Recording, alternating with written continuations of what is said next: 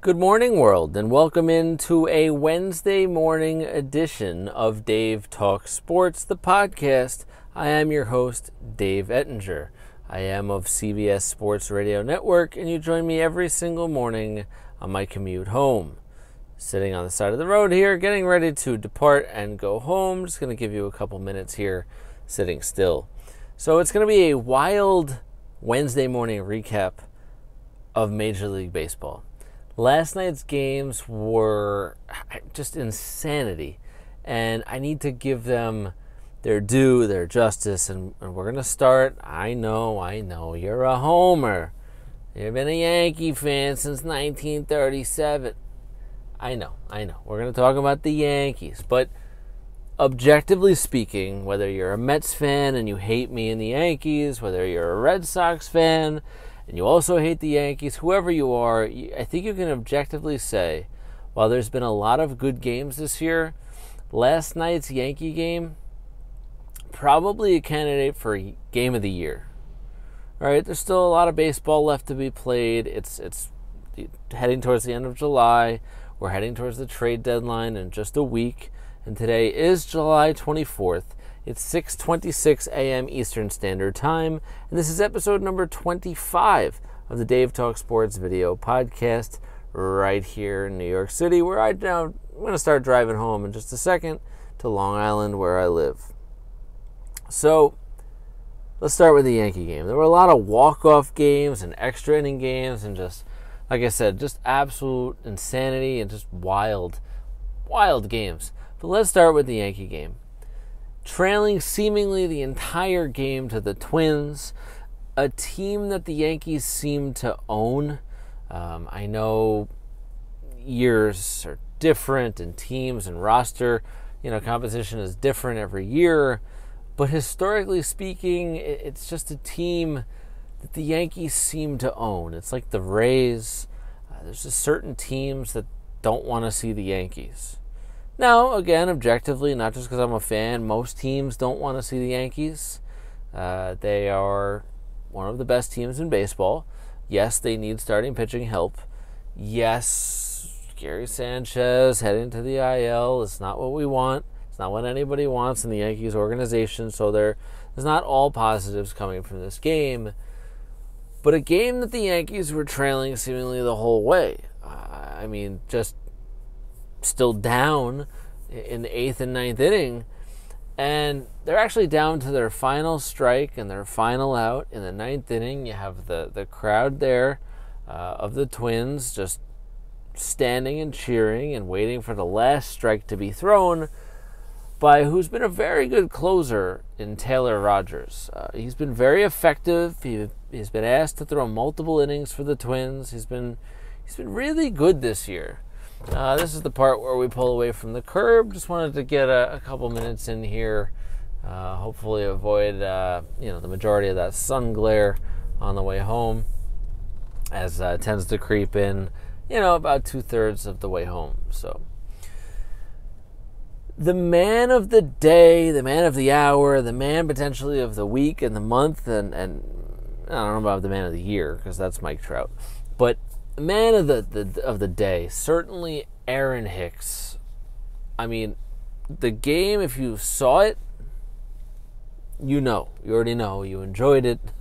It was awesome. It was just an awesome baseball game. Like I said, I don't think I'm overstating the fact that this was potentially the game of the year. People are actually, sounds weird, but they're actually overshadowing, because Aaron Hicks did two amazing things last night.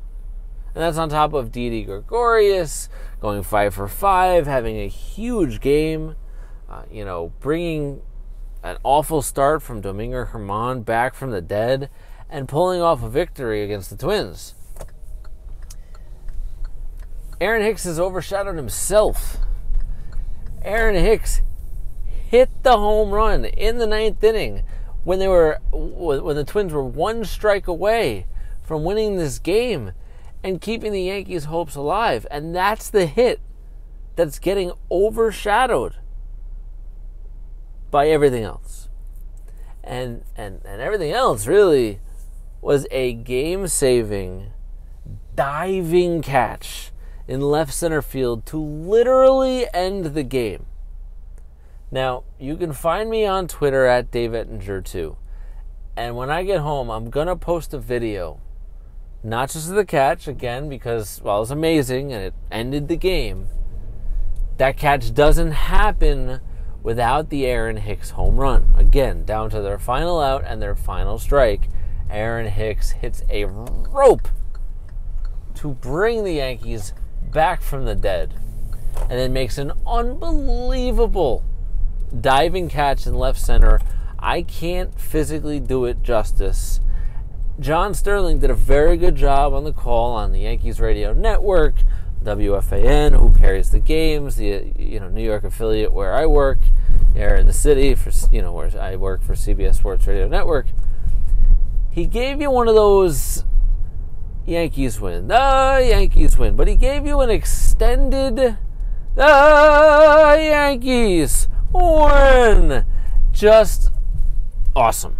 Just absolutely awesome. I mean, you could probably envision him going, and moving and shaking and just loving himself and going, Yankees win. I could just imagine him and what he looked like in that moment. So I am going to post a link to the video. Hopefully I can find the home run as well as the catch and get that on my Twitter so you can see that at DaveEttinger2 once I get home and get all these things online and on social media. And just awesome. Obviously, I enjoyed it as a Yankee fan. Now, the thing before I get to the rest of the wildness that was last night in Major League Baseball, something I've been saying aside from this podcast for the last couple of weeks, and maybe I mentioned it on here, I can't even remember, is that here come the Red Sox. Now, again, I don't know that means the Yankees are in trouble. I think it would be very difficult for them not to win the division at this point. But I've been telling people who talk to me about the Rays, because the Rays have had the second best record in the American League East all season until last night, because the Red Sox beat the Rays last night and are now sliding into second place in the AL East. And I do remember. I remember a couple days ago I said that I'm not worried as a Yankee fan about the Rays, but I am worried about the Red Sox, who will ultimately finish in second place in the American League East and grab one of the wild cards in the American League. I did say that the other day, and I still believe that. So that's the team to look out for. If Chris Sale can get right, and he can continue to strike out double-digit guys every night, this is the team to worry about. Obviously, you also have the Astros. You have some other good teams in the American League. But in the division, this is the team to worry about. It's not the Rays. What the Rays do every year is unbelievable because they do it with no payroll. Basically do it just, with their hands tied behind their back. By the way, I just want to point out that I'm driving behind a car has a Knicks license plate. I'm not going to give you the license plate, but it's a Knicks logoed license plate. And I guess their job in this car is to dispense newspapers around the city. It's 6:34 in the morning. So I just watched this guy literally just frisbee two wrapped up newspapers and rubber bands, just 100 miles an hour at two doors and two businesses across from each other. And I know you couldn't see it, but I just want to point that out. That was really cool. It was like Spider-Man flinging out his webs. Just woof. I mean, it literally went 100 miles an hour. We should sign him up to pitch for the Yankees. Anyway, I digress. Back to the baseball. You get a 15 inning, and he's just going to keep flinging papers out here left and right. Wow, look at this guy. So I'm going to enjoy that until he drives away. The Phillies win it in 15. 15. The scoring ended in the 6th inning where the game was tied. It went 9 innings before this game was actually decided. And I believe it was Rhys Hoskins who drove in the winning run. You get Justin Smoke, who not only has the home run, but the game-winning, RBI single, who ties the game and wins the game for the Blue Jays. You get go-ahead late hits from Ramon Laureano, who's looking like one of the best fielders in baseball, and the Athletics just looking like a really young athletic star. There were walk-offs everywhere. Big Panda, Pablo Sandoval, hitting a game-winning home run, just ending the game. Just a wild, wild Tuesday night in Major League Baseball.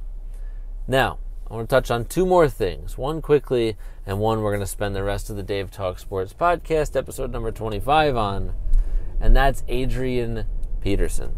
But before I get to that, there's a boxer who, forgive me if I say his name wrong, but his first name is Maxim. He's a 28-year-old. I believe his last name is pronounced Dadashev.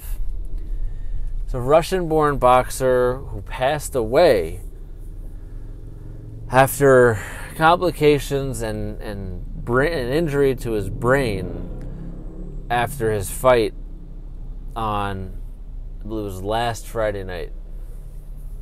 He actually passed away yesterday morning, Tuesday morning, at just 28 years old. Leaves behind a widow and a child. Just really, really sad, and it just highlights the dangers, the obvious dangers, yes, but the dangers that are in boxing and the UFC and should be seen in football and even hockey. But these combat sports like UFC and boxing, it's just, yes, it's a profession. It's a way to make a living. It's one way to have a career in sports, but it's brutal. It's really brutal. He lost in the fight. A pretty decent, boxer. Again, 28 years old. I believe his record was 13-1 coming into this fight, or it might have been 13-0 if this was his one loss. I'm not sure. And his record, is not what we're talking about, but it's just really sad. And I just wanted to, bring that to light. If you're not familiar with the story or with the boxer himself, I'm also going to post a link to a story about him, about his passing, a little bit about his career and things of that nature, so you can find that as well on Twitter at DaveEttinger2. I will post a link to that as well when I get home. Now, with the rest of the time that we have here together today, we're going to talk about Adrian Peterson. Now, Adrian Peterson is one of the best running backs of all time. I think, it's hard to argue against the fact that he's one of the 10 best running backs of all time. He, most notably, in the last couple of years, gotten some trouble for beating his kid. There's no pretty way to put it, no other way to put it. He believes in that sort of discipline. But he beat his kid, and he got in trouble for it. He was disciplined by the league, and pretty much was suspended for an entire season. Now he's in the news again. Now let's put this in perspective, okay? Maybe you'll say, and you'll have your own opinion of this. Maybe you say it's karma. Maybe you say he's an idiot. Maybe you say he trusted the wrong people. You're going to have your own opinion, and you're going to form it. And when you do, as well as anything else you want to talk about, you can post your comments in the YouTube section below this video. And also, please subscribe while you're at it to the Dave Talk Sports podcast and YouTube channel. So, Adrian Peterson has earned over $100 million in his career. I don't need to talk about other people in life and how much they earn in a career, in their lifetime, and whatever their profession is. It's safe to say that most people in this world will not earn $100 million in their entire life combined. You could take 5 generations that may not earn that amount and add it all up together. It's just an insane amount of money. Now, when you see a figure like $100 million for an athlete, it's not that they just get a big bag of $100 million and they bring it home and then they have to do whatever they want with. No, let's be realistic. They got to pay taxes. They have an agent. They have all sorts of things and houses and cars and all that. And okay, the things we'd call, they're not all necessities, but the things that people are going to spend money on. But taxes, right? So you don't get $100 million. Let's just say you walk away with 50 to 60% of that. So let's just say 50%. So let's say he's earned $50 million. Still, again, an insane amount of money. Here comes the sun glare. Brace yourself. I apologize. We got a couple more minutes left on the podcast. So, as always, we just kind of deal with it. My apologies, as always. So, $50 million. It's really an amount of money that's hard to fathom. It's hard to understand actually earning that much money. So you got to pay your agent. I don't know what the agent's fee is, right? And you move on from there. So let's just say at the end of the day, you have $45 million to figure out how to invest and save and spend and whatever you're going to do with it. Now, I don't tell people how to spend their money, but this is just another tale of an athlete, a celebrity, a person who is irresponsible with money.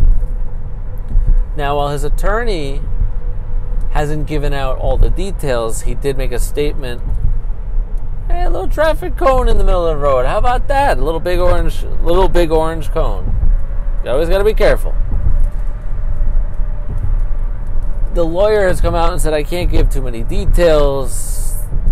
There's some things going on, but it's another tale, he said, of Adrian Peterson or another athlete trusting the wrong person with this money.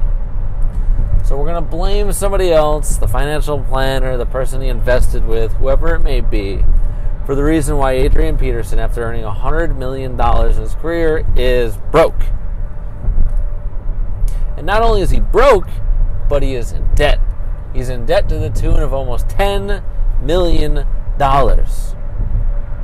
So you figured out how to piss away $55 million. 45 that you had, 10 million that you're now in debt. I just don't get it. You don't have to be a rocket scientist. You don't have to be a financial planner. You don't have to be an investment banker. You don't have to be a genius to take half of the money that you've earned. That's still $22.5 million and throw it in a bank somewhere, a savings account. Let it earn 5% conservatively of its own. Again, I'm not a financial planner. I'm not a genius. That's just basic 101. Just take half that money. You should take more than that, but take half that money and just put it away. That $22.5 million will earn compounding interest 5% every year for the rest of your life. You don't have to think about it. You don't have to touch it. You don't have to invest it anywhere else, in a business, in a restaurant, in a shoe, a shoe company, whatever you decide you want to do with your money. You don't have to do any of that. So to me, it's ridiculous that this guy has no money. And he's not the only person. It's not just athletes. You've seen reports of Nicolas Cage is in debt or out of money. Yes, other athletes like Scottie Pippen, Evander Holyfield, a guy who earned reportedly $250 million in his career. Poof, gone, broke. It's a waste to me. It's ridiculous to me. So, do I feel bad for Adrian Peterson? Hell no. Do I think, though, that athletes and celebrities and people who are not used to having extreme wealth, should they be taught, whether they're in high school or in college or wherever else, of how to save, how to put money away, how to be smart with money, sure. There should be practical courses in not just college, but in high school, even in middle school, because a middle schooler can understand what it means to earn and save and invest money. I mean, I'm in the process of, I've already taught my 19-year-old about all of this, but I'm in the process of teaching my 14-year-old daughter about work. She wants to get her working papers, which is fine. Do well in school, you get your working papers. Do well in school, you can keep a job. Part-time job. No problem. School will always come first. Your education will always come first. But if you can do those things, then you can have a job. It's very simple. But I've opened up a bank account for her. My wife and I have done this. And she's learning about money, about saving, about investing, about debit cards and credit cards and all these other things. But she's getting that from us, and we're teaching her. And she will hopefully also learn these things in school. So it's about being educated, not blaming other people for, well, I trusted the wrong person with my money. It's their fault. No. Take some personal responsibility. There's no reason why, if I earned $45 million after taxes and after my agent fee, that I should be almost $10 million in debt. Now, the guy's still playing. He's set to make $5 million over the next 2 years. He's still a running back in the NFL. Now, I don't think he's got much time left, but when you're that level of a star, you can parlay that into a second career and continue to earn money off of that profession. So it shouldn't be that difficult for Adrian Peterson, with the right people in his corner, for him to climb out of this debt. Some people aren't so lucky. Well, as always, wish we had more time with each other, but this has been episode number 25 of the Dave Talk Sports podcast.